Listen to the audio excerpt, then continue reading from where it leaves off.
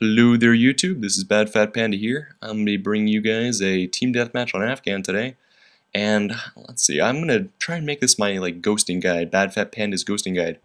I am using a silenced UMP with the perks Marathon, Pro, Cold-Blooded Pro, and Ninja Pro. Cold-Blooded and Ninja are definitely two perks that I would highly recommend with any ghosting class. You're going to need Ninja if you want to ghost, if you want to go into enemy spawns and not necessarily have them know where you are. Heartbeat sensors are relatively rampant, more likely in free-for-all and search and destroy, but Team Deathmatch is another game mode that I find a lot of the times people are using heartbeat sensors. So don't get angry, get Ninja Pro. Let's see. For Cold-Blooded, it's not something that you necessarily need.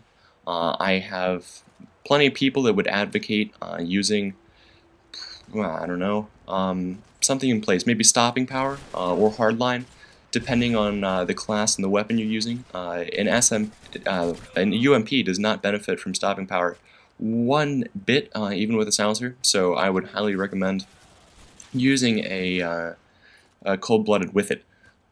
It just helps a lot for ghosting purposes. And what is ghosting, you may ask?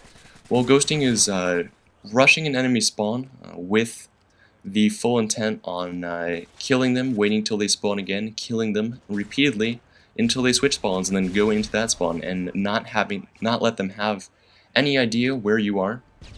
I like to do it a lot, especially when I'm playing with an SMG.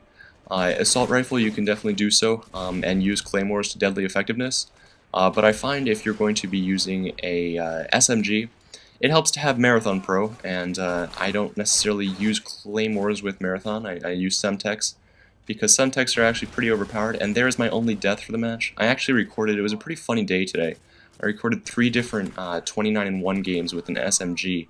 One was in domination with a Vector, and I think the other 2 were team deathmatches with a UMP. So I will most certainly space these out, but I'll get back in the commentary. Let's see. Yeah, definitely, I would use a Semtex for most purposes. If you're going to be using a throwing knife, that is another viable option. I tend to have fun with a throwing knife now and then.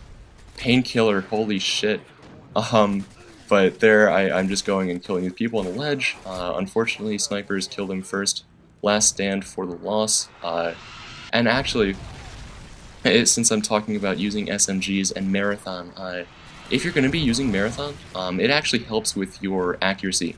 If you use anything besides Scavenger, like Scavenger, I feel that since I'm using Scavenger, I can appropriate a bunch of different, a bunch of ammo to anything I do, like use my secondary as much as I want.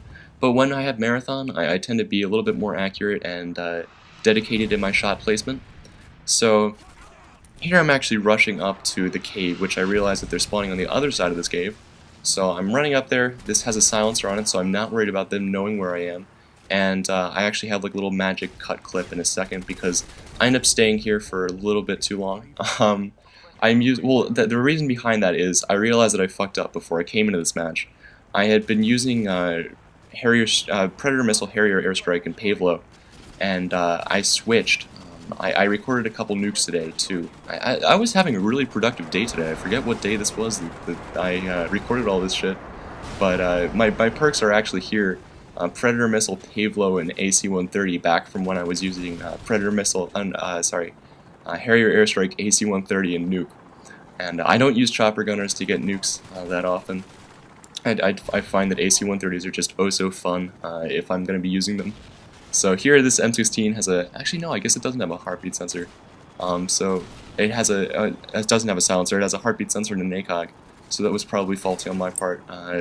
Deciding that it might have been worthwhile for me to go into a camping location and sit there for a little bit.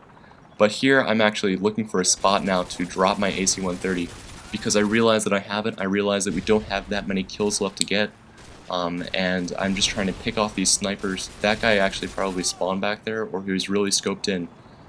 If you are going to use a sniper rifle, find a secluded spot and don't scope in all the time. You need to look at your UAV. You need to be aware of your surroundings. This is actually, this is the reason I didn't delete this AC-130 footage. A, because it was a really short match, and B, because I get a lot of multi-kills and double kills and it's fun to watch.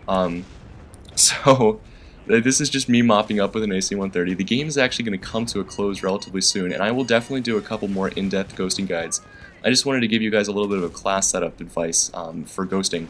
The UMP, if you're going to use this SMG, is great because it doesn't have any detractions from using a silencer. And that is me winning the game, ghost kill for the win.